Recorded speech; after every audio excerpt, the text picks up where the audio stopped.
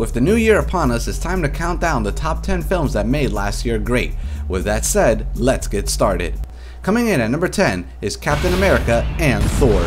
Choosing between both these films was fairly difficult as I equally enjoyed them both, and since they are both a part of the same effort which is feeding the massive cinematic monster known as the Avengers movie, I decided that it would only be fair to count them both as one just for this one time. Both films defined their critics by going above and beyond their expectations. Many thought that Captain America may fail like the other attempts of the character have in the past, and that Thor could have been doomed to failure due to an unknown nature of the audience's interest in such a character who has never been mainstream until now. But despite these odds, the films came out on top and created one hell of a time at the movies. With great lead actors and care given to the source material and films, we ended up with faithful, fun, and beautiful films near back to back, and you can't ask for anything more than that.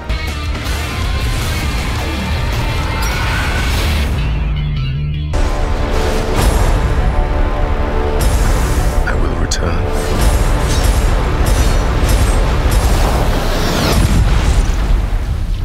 Number 9, Scream 4. After a long hiatus and the grave that the third film put the franchise in, I as well as many as others thought this franchise to be dead, with any sequels being a potentially bad waste of time, but never count out Wes Craven with a movie, as he proved critics wrong and reinvented the genre and the series. Moving along with the times, Scream 4 homages the new wave of horror films, tropes, and cliches, as well as analyzing the new rules of the game that makes up the current world of horror films. Add great performances and an interesting commentary and insight into the youth and technology, and you've got a great entry in the franchise. It may not be scary, and it may not top the first film for many, but it is a hysterical time at the movies, and I haven't laughed this hard in a film alongside with an audience in quite some time. Truly, this is one interactive film for the ages. She's victim royalty. Not true. Sid's expendable. Point taken. Guaranteed third act main cast bloodbath. Fingers crossed on some nudity for a change. Time for your last question. Name the remake of the groundbreaking Halloween, Texas Chainsaw, Dawn of the Dead, The Hills Have Eyes, Amityville Horror, Black Christmas, House of Wax, Mom Night, My Bloody Valentine. It's one of those, right? None of the above. I'll be right back. I know this one, you're not supposed to say that, are you?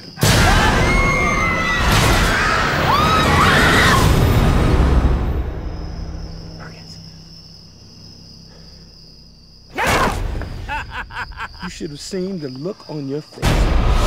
Number 8, Horrible Bosses. The surprise hit comedy of the year comes rolling in at the number 8 slot, and rightfully so.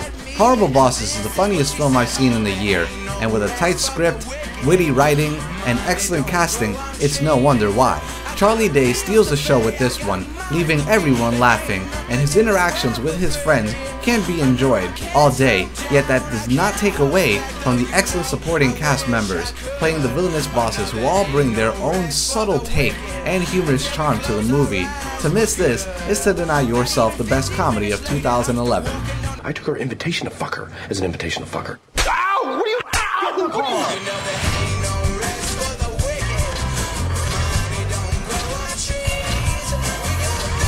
You found a hitman online.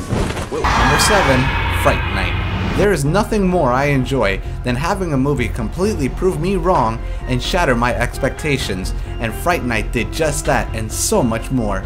Proving that not all remakes blow, Fright Night not only properly paid its respects to the original film and source material, but managed to be its own film by introducing new elements, creating a mixture of old and new to please all fans alike. With solid casting and a great performance from Colin Farrell and horrifying aesthetics, you get one vampire film that helps bring life into the vampire mythos that Twilight tries to kill every year.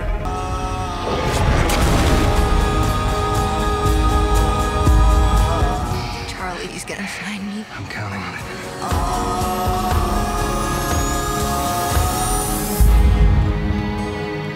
You smell that? It's your fear.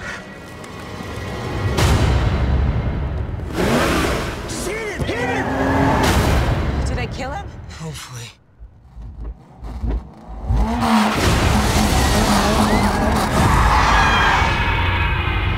Number 6, The Artist. Impressive is an understatement when mentioning this film. Never have I been taken aback by a film in such a manner as this one. The fact that it was able to speak volumes and create wonder without saying a single word is only a testament to the talent of the director and the cast. From excellent performances, great cinematography, and brilliant homaging film history, it's hard to sit through this movie and not enjoy it and respect it for its love of Hollywood and its roots in silent film. This is more than just Singing in the Rain, and to deny it its props is to simply be foolish. And I gotta tell ya, this movie is one of the biggest. Yeah, no one cares. Go away.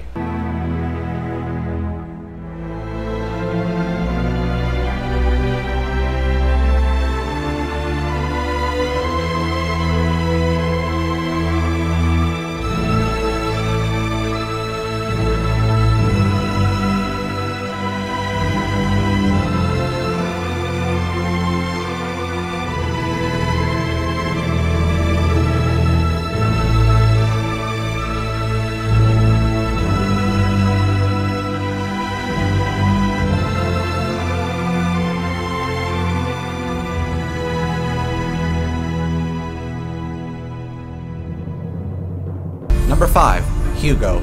At the request of alcoholic and friend Filmmaster Adam, I saw Hugo and was pleased to find out that it is not only an excellent film, but a brilliant historical film of the silent era, as well as a touching film that pulled on the heartstrings of not only my childhood, but possibly all of those who viewed the film. Merging fiction and history, Hugo is an amazing film that will take any viewer back to their younger days when they fell in love with heartfelt classics like E.T., Star Wars, or The Goonies. To boot, big lovers of film will enjoy the homage to the start of film and the works of cinema pioneer George Méliès. To miss this is to deny yourself an excellent time. This Thanksgiving, Academy Award-winning director Martin Scorsese invites you on an incredible journey. Stop that child! Apprehend! Once upon a time, I met a boy named Hugo Cabret. He searched to find a secret message. I need to know what this means. And how that message lit his way. All the way home. Number 4. Red State. There is no such thing as a bad film written and directed by Kevin Smith, and Red State continues his legacy as not only a brilliant writer, but a master of the craft known as commentary. Red State is not only a fun horror film, but one that roots itself in the horrors of reality.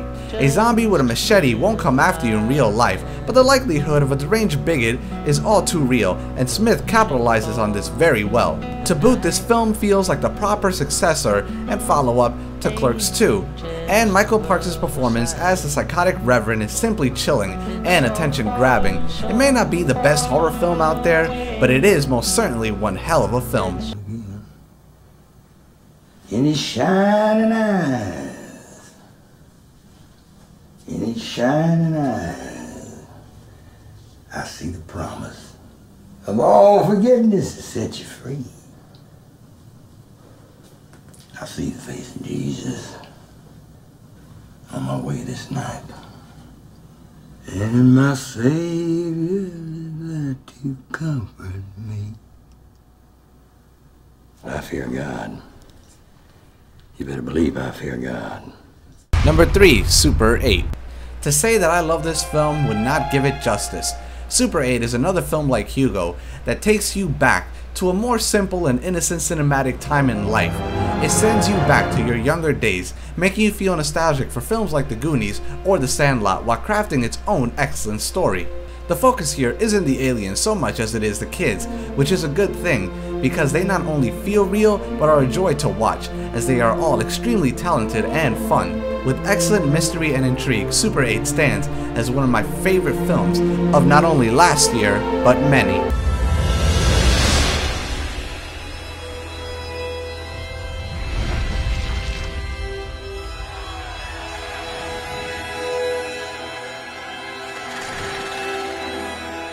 We have to find this thing. I don't feel good about this. Go!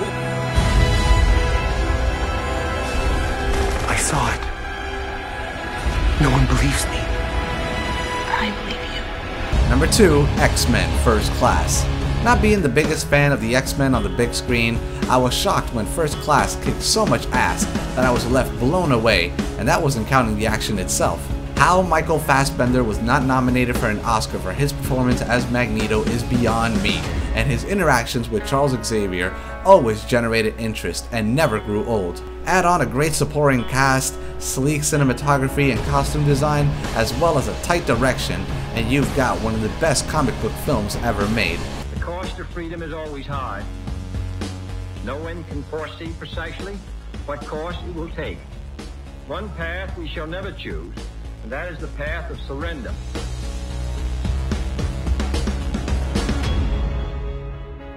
You ready for this? Let's find out.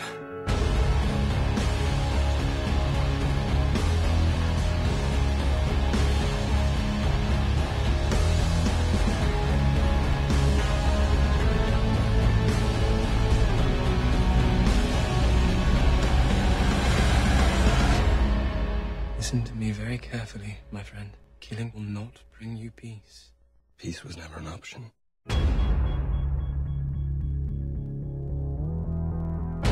What if it kills us? No one is gonna ever call you Mayhem if you keep on acting like such a pussy. Number 1, Attack the Block. A project relating back to Edgar Wright takes the number 1 slot for the best film of the year once again, creating a back-to-back win, and rightfully so, as Attack the Block is a stunning film that deserves all the praise that it gets. From its sleek camera work to its humorous dialogue, interactions, and horror film action, Attack the Block grabs you for a ride and never lets go. Not to mention that the film perfectly merges multiple genres of film into one brilliantly, and the cast of kids are not only all very talented but fun to watch. To miss this film is to deny yourself an amazing time, as Attack the Block is a film in its own league and deserves all of your attention. Well, that does it for my list of the top 10 best films of 2011. What were your favorite films of last year? Sound off in the comments section below, and for more content, swing over to webofcinema.com.